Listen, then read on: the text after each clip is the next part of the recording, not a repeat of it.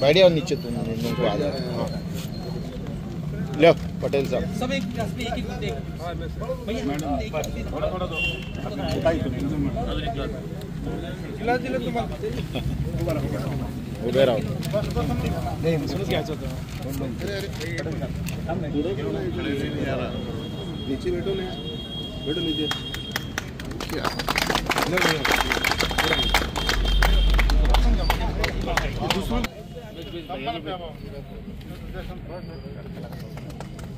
अपन photo ले। हाँ बस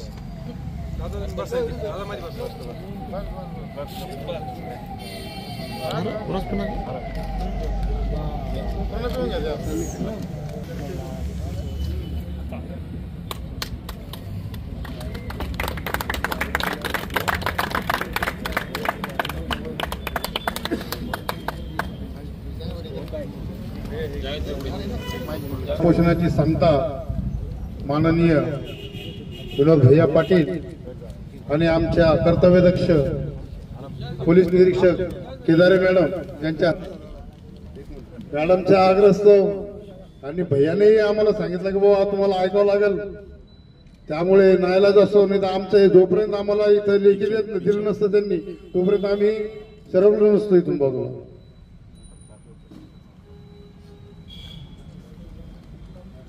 प्रथम या ठिकाणी उपोषणाला बसलेले माझे जुने मित्र, या गावातील दळाडीचे सामाजिक कार्यकर्ते युनुसभाई पटेल यांच्यासोबत शेळके मामा, सुरेश बावताडे, काशीनाथ बकलेजी आणि जावेद सिद्दीकीजी, मी आपले सर्वांचे आभार मानतो.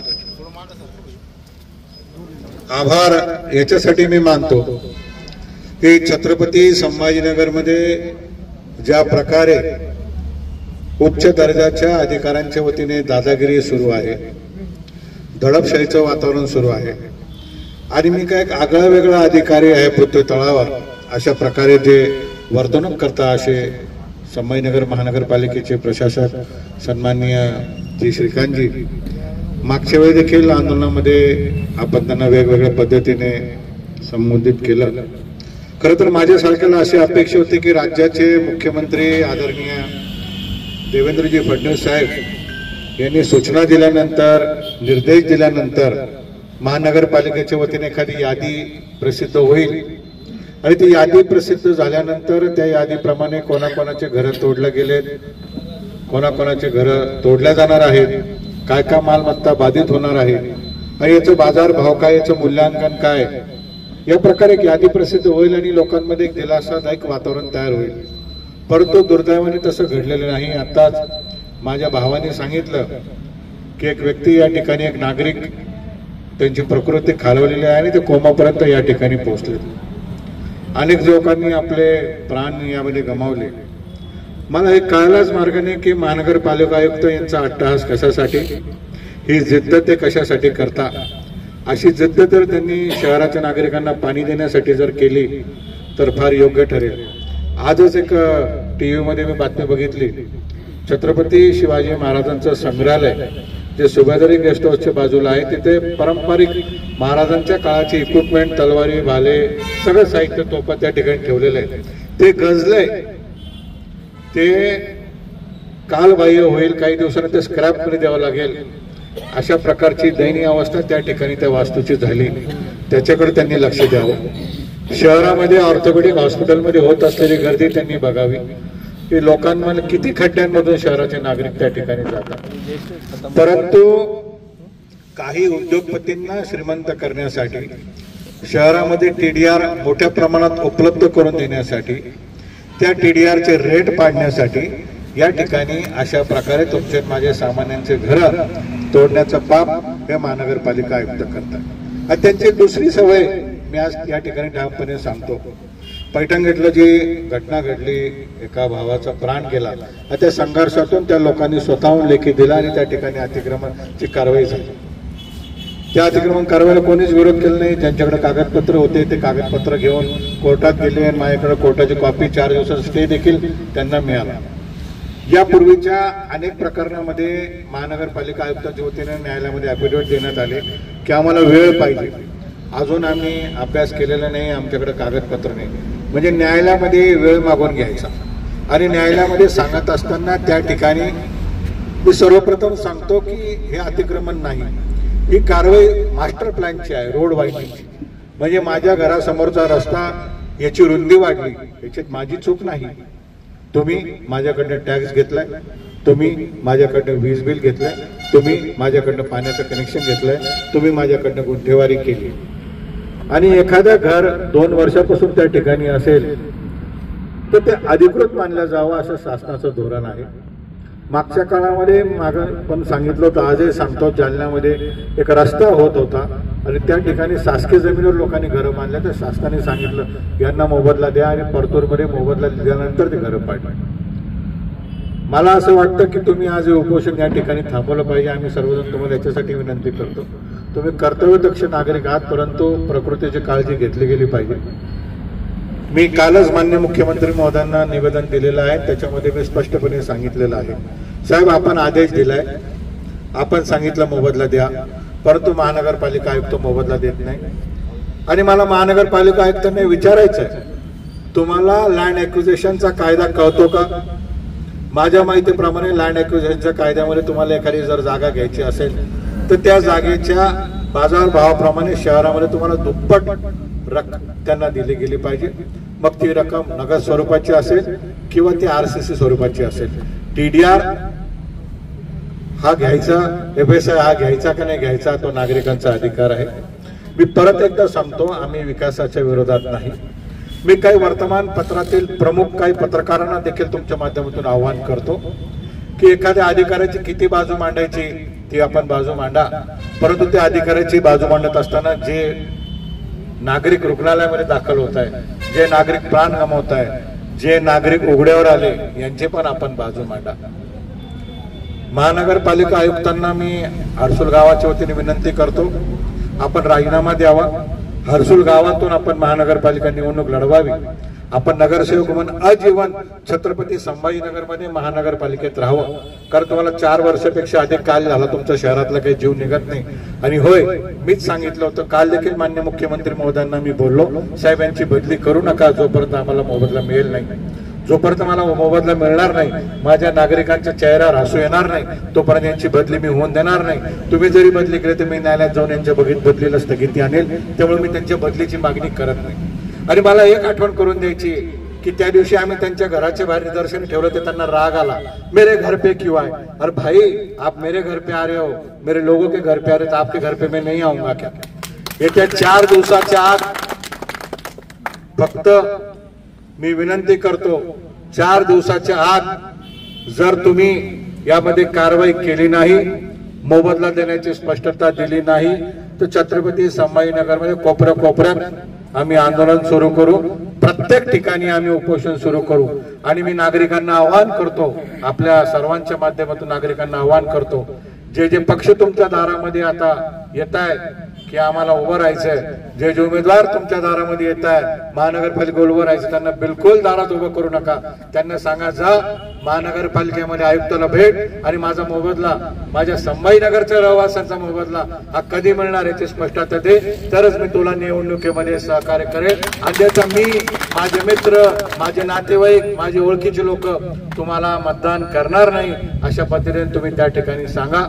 मी परत एकदा स्पष्टपणे सांगतो, मला अजूनही कळलेलं नाही, अनेक शेकडो अधिकारी मी स्वर्गीय RR पाटील साहेब आबांच्या हाताखाली काम करत होतो तेव्हापासून आजपर्यंत 2025 पर्यंत बघितले, परंतु असा अधिकारी मी बघितला नाही की ज्याला सामाजिक भान नाही, ज्याला मुख्यमंत्र्याचा आदेश कळत नाही, ज्यांना न्यायालयाचा आदेश कळत नाही, ज्यांना फक्त मी शहरातले सगळे ग्राउंड विकून टाकले, सर्वसामान्य नागरिकांच्या संपत्तीची धूळपट्टी त्या ठिकाणी केली, अनेक संपत्त्या BOTच्या नावावर दिल्या, यांची एकही योजना सक्सेसफुल नाही. कालच मला मुंबईला काही सामाजिक कार्यकर्ते भेटले, त्यांनी सांगितलं यांनी कचरापट्टीचं टेंडर मॅनेज करून काढलं, ते देखील एन्व्हायरमेंटने त्या ठिकाणी स्टे दिला. प्रत्येक गोष्टीमध्ये महानगरपालिकेमध्ये भ्रष्टाचार आहे, प्रत्येक गोष्टीमध्ये. मी जी ईडीला तक्रार दिली त्याच्यामध्ये मी स्पष्ट सांगितलेलं आहे, हवाला देखील आपण या ठिकाणी तपासला पाहिजे. संभाजीनगरमधून बँगलोरला किंवा कर्नाटकला किती ठिकाणी मुंबईला हवालाने या ठिकाणी गेलेत. शहरामध्ये बिडकीन असेल, पैठण रोडवर असेल, किती स्कीम चालू आहे, त्याच्यामध्ये कोणत्या नातेवाईकाच्या नावावर कोणाकोणाची त्या ठिकाणी पार्टनरशिप आहेत हे देखील तपासलं पाहिजे. आणि त्याच बिल्डरला त्याच लोकांना TDR देण्यासाठी या ठिकाणी हे केलं जातंय. त्यामुळे मी आपल्याला सांगतो की आपल्याला विनंती करतो, आपण उपोषण सोडावं. या ठिकाणी आपलं कौतुक करावं तेवढं कमी आहे. कारण कोणीही स्वतःला त्रास घेऊन नागरिकांना न्याय देण्यासाठी पुढे येत नाही. परंतु तुम्ही सर्वजण आलात. आणि परत एकदा सांगतो, राज्यकर्त्यांना सांगतो, कृपया याला जातीच्या चष्म्यातून बघू नका. हे घर हे प्रत्येकाचं मायमाऊलीचं स्वप्न असतं. हे घर आहे, हा घर देणारा वरचा आहे, परमेश्वर आहे. तुम्ही हिसकून घेणारे कोण नाही. कायद्यावर माझा भारत चालतो. भारतरत्न परमपूज्य डॉक्टर बाबासाहेब आंबेडकरांनी लिहिलेल्या घटनाप्रमाणे प्रत्येकाला तुम्हाला कायद्याने मोबदला द्यावा लागेल. आणि ते मोबदला घेतल्याशिवाय आम्ही या ठिकाणी राहणार नाही. आणि मी विशेष आभार माननीय पोलीस आयुक्त, पूर्ण पोलीस प्रशासनाचे करतो. वेळोवेळी आम्हाला त्यांनी सहकार्य केलं. आम्ही देखील त्यांच्या शब्दांचा मान या ठिकाणी ठेवू. युनुस भाई यांना दुपारीच आम्ही सर्वांनी विनंती केली, परंतु त्यांनी आग्रह धरला की सर्वजण मिळून चर्चा करू. कारण गावाच्या लोकांसाठी मी बसतो, मी एकटा निर्णय कसा घेऊ, बरोबर ना. त्यामुळे सगळ्यांची चर्चा झाली. मी हात जोडून विनंती करतो, तुम्ही या ठिकाणी हे उपोषण थांबवावं. आपण या सर्व फाईल्स वेगवेगळ्या वकिलांकडे दिलेल्या आहे. टप्प्याटप्प्याने आपण न्यायालयीन लढाई लढतोय. न्यायालयात आपण न्याय मिळवू आणि 4-5 दिवसामध्ये आपण जल आंदोलन याच्यामध्ये सुरू करू. निवडणूक महत्वाची नाही, आपल्याला नागरिकांचे जीव महत्वाचे आहे. आपण सर्वजण मिळून त्या ठिकाणी वाडावाडात आंदोलन सुरू करू. आणि सरकारने आपल्याला शब्द दिला, मला विश्वास आहे सरकार तो शब्द पाळेल. परत एकदा आपण शासनाला फॉलोअप घेऊ, माननीय मुख्यमंत्री महोदयांकडे फॉलोअप घेऊ, सगळ्यांना न्याय मिळवून देऊ, एवढी अपेक्षा मी आहे. सर एक सवाल कि महापालिका के जो आयुक्त साहब है, इन्होंने 13 जुलाई को हमको वादा किया था कि हम जो है इतने धार्मिक स्थल है यहाँ पे, इसको हम जगह देंगे और गांव वालों को हम मुबदला देंगे, पैसा देंगे. इन्होंने आपके सामने कुछ बोला था कि देते नहीं, खाली देते बोलते और देते तो नहीं.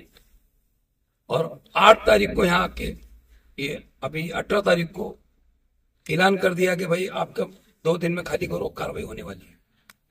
तो नाइलाज में गांव में मीटिंग हुई और उपोषण करना पड़ा. भैया ने गांव के लिए, हरसुल गांव के लिए लड़े और आगे भी लड़ेंगे. इनका मैं पूरे गांव की ओर से विनोद भैया पाटिल का मैं शुक्रिया अदा करता हूँ. हमारी आज भी मैडम हरसुल पुलिस स्टेशन के निरीक्षक केदारी मैडम, इन्होंने बहुत अच्छा भैया सपोर्ट किया. मैडम के एक आदेश में हमने बोला कि मैडम आप, हम उपोषण को बैठ रहे हैं. मैडम ने हमको रिक्वेस्ट की कि उपोषण को मत बैठिए, जो भी आपकी मांगे बोलिए, हम पुलिस आयुक्त साहब से बात करके चर्चा में आपकी कराएंगे, ऐसी मैडम बोले थे. लेकिन मैडम से मैं माफी मांग के सबके सामने कह रहा हूं, आपका जैसा वरिष्ठ अधिकारियों का प्रेशर रहता है, तो मैं भी इस गांव का समाज सेवक हूं. सभी हमारा जो मित्र पक्ष है, गांव के प्रतिष्ठित नागरिक है, इन्होंने बोला कि अभी हमारा आयुक्त साहब पे भरोसा नहीं है, इसलिए हमको लोकशाही के मार्ग से काम करना है. हमने यहाँ आज 3रा दिन है उपोषण किया और हमारी डिमांड है आज भी. पहली डिमांड ये है कि जो गांव के जो जितने भी घर जा रहे हैं, इनको मुबदला मिलना चाहिए. अभी हमारे नरेंद्र अवतारे ने बताया है कि पहले जो आयत ऑफिसर थे, इन्होंने पैसा दिया और ये भी आयत ऑफिसर है, ये लेकर कैसा बोलेंगे.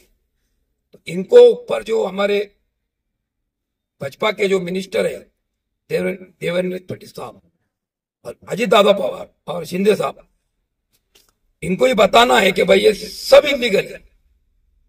तो मेरी भैया से रिक्वेस्ट है, एक बार इनका टाइम लेके आप बात कीजिए हरसुल के बारे में. संभाजीनगर में क्या चल रहा है ये भी बहुत गलत है, पर मैं इतना बड़ा कार्यकर्ता नहीं हूं ना, इतना बड़ा समाज सेवक हूं. भैया बड़े मेरे साथ, मैं इसलिए मैं संभाजीनगर की बात नहीं करूंगा. हरसुल वासियों की जो बात है, ये मुबदला मिलना चाहिए. आज भी हमारे निरीक्षक केदारी मैडम बैठे, आज भी हमारा यही बोलना है, हम विकास के विरोध में नहीं है। पहला मुद्दा है कि मुकदमा मिलना चाहिए। दूसरा मुद्दा है कि मंदिर जो है हनुमान मंदिर की पूरे गांव की आस्था जुड़ी है, इसको जगह मिलना चाहिए। कब्रस्तान को जगह मिलना चाहिए। हमारी जो माता है अहिल्याबाई होड़कर, इनको जगह मिलना चाहिए। बुद्धिवार को जगह मिलना चाहिए। और भैया मैं आपको फिर बोल रहा हूँ, जब मेरे बाजू में पूरे मुस्लिम समाज के लोग यहाँ मौजूद है, संभाजीनगर के अंदर कोई भी मुस्लिम समाज नहीं, चाहे नेता हो, कार्यकर्ता हो, समाज सेवक हो, हमारे मौलाना यहाँ बैठे, कंप्रोमाइज की बात ही नहीं करते, करेंगे भी नहीं। आप सर्वे कर लो, लेकिन मैं भगवान की कृपा से, अल्लाह की कृपा से मुझे गांव वालों ने इस मस्जिद कमेटी का अध्यक्ष बनाया, कब्रस्तान कमेटी का मैं पूरा देखता हूं, तो मेरे जो पावर्स है मैं अच्छे काम के लिए यूज कर रहा हूं। सभी समाज की मीटिंग लिया, इनको तैयार किया, ये बोले हम बात करने को सरकार से तैयार है। जब इतना बड़ा हम आपको सहयोग कर रहे हैं, और फिर मेरा आयुक्त साहब को बोलना है कि धार्मिक स्थल हमारे पास 9 है, संभाजीनगर में कहीं भी नहीं है, ना पड़ेगांव रोड पे है, ना चिकलडाना रोड पे है, ना मुकिंदवाड़ी रोड पे है, ना कंचनवाड़ी रोड पे।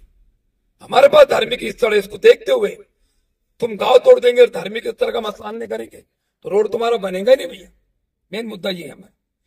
अगर धार्मिक स्थल का मसला हल करते और गांव का मसला हल करते, और मैं तो चाहता हूं आपके हाथ पे तो होगा ही भैया, केदारी मैडम के हमारी इच्छा है पूरे गांव की कि मैडम ने 2 साल पूरे निकालना चाहिए, और मैडम के हाथ पे अगर हमारा काम हो गया तो पूरे गांव के ओर से हम इनका सत्कार करेंगे और इनको पूरे गांव की दुआ भी मिलेगी। ये हमारे मुद्दे हैं। भैया की पुलिस प्रशासन की क्या बात हुई, भैया मुझे बोलेंगे। मुझे केदारी मैडम पे पूरा विश्वास है, भैया पे पूरा विश्वास है। हम आज भैया के बोलने पर, मैडम के बोलने पे, मैडम आपसे माफी क्षमा चाहता हूँ। आपको ऐसा लगना नहीं कि आपने हमको रिक्वेस्ट किया 5 बजे आके, आप हमारे बोलने पे 11 बजे तक रुके और सर्दी में रुके भैया, ये बहुत बड़ी बात है। हमको मैडम की है जाने है, लेकिन मैं फिर से क्षमा मांगता हूं आपसे। भैया हमारे नेता है। आज जैसे लोग ऊपर अल्लाह है और भगवान है, नीचे हमारे ये भगवान है। आज नीचे हमारे गांव के लिए भैया, ये पूरे गांव में चर्चा हो रही है, पूरे गांव के लिए है। ऊपर अल्लाह है, इसको तो कोई चाली नहीं है, लेकिन नीचे जैसा जज फैसला देता है लोग उसको भगवान मानते। हमारे गांव के लिए आप भी हैं। इतना कह के मैं सभी पत्रकार भाइयों का यहाँ पे आए, बहुत टाइम से वेट किए, सबका गांव के होते शुक्रिया करता हूँ। और गांव के मेरे जो नौजवान साथी है सभी समाज के, इनका भी यहाँ पे बार बार आए, यहाँ पे टाइम दिए, इनका भी मैं सबका शुक्रिया अदा करता हूँ। और फिर से केदारी मैडम को बोलना चाहता हूँ कि मैडम ऐसा गांव आपने बहुत जगह ड्यूटी किया। जैसे सवेरे सर ने बोला कि आप एसीपी बनने वाले, हमारी सबकी दुआ रहेंगी कि आप बहुत जल्दी एसीपी बनेंगे, आप बहुत जगह जॉब करेंगे। ऐसा गांव आपको कहीं नहीं मिलेगा। कौन कहता है भैया कि हनुमान मंदिर जी का मंदिर हम बाजू हटाते हैं, कौन हिंदू बोलेगा? तो इसलिए मैं सबका शुक्रिया करता हूँ और मेरे 2 लफ्ज खत्म।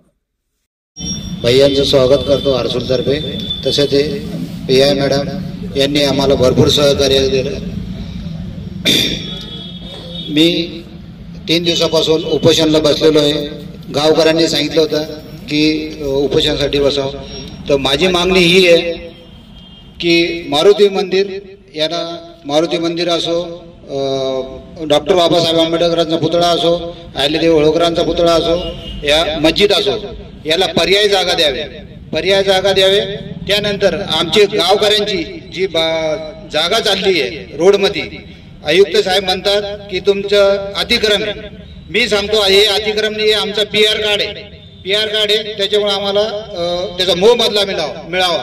आणि आयुक्त साहेब सांगतात की टीडीआर द्यावे, पण टीडीआर कोणासाठी पाहिजे? त्याचं 1 एकर चाललं, 20 गुंठे चालले, 10 गुंठे चालले, त्यांच्यासाठी टीडीआर ठीक आहे। आमचा 15 कोणाचं 100 स्क्वेअर फूट आहे, कोणाचा 150 स्क्वेअर फूट आहे भैया, तर त्याच्यामुळं आम्हाला तो टीडीआर मान्य नाहीये। आम्हाला मोबदला पाहिजे। आम्हाला 3 महिन्यापूर्वी आयुक्त साहेबांना कार्यालयावरून बोलवलं होतं, त्यावेळेस आमच्याशी चर्चा केली, सांगितलं होतं की हर्सुलमध्ये येऊन तुमच्याशी चर्चा करू, तुमचं समाधान करू, मंदिराला जागा देऊ, त्यानंतर आम्ही पुढची कारवाई करू.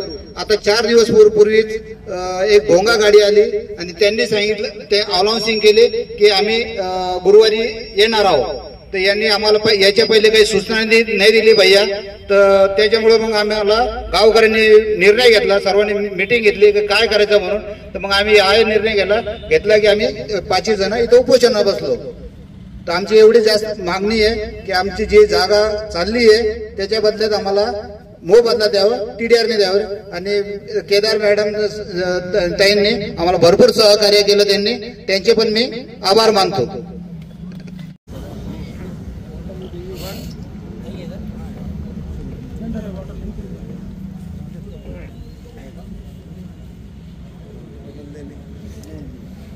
सुरेशजी अवताडे, काशीनाथजी बकले, जावेदजी सिद्दीकी आणि हिम्मतरावजी शेळके हे आपले उपोषण करते आहेत.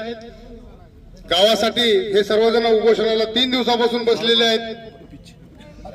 3 दिवसापासून थंडी वाऱ्यामध्ये इथंच आहे.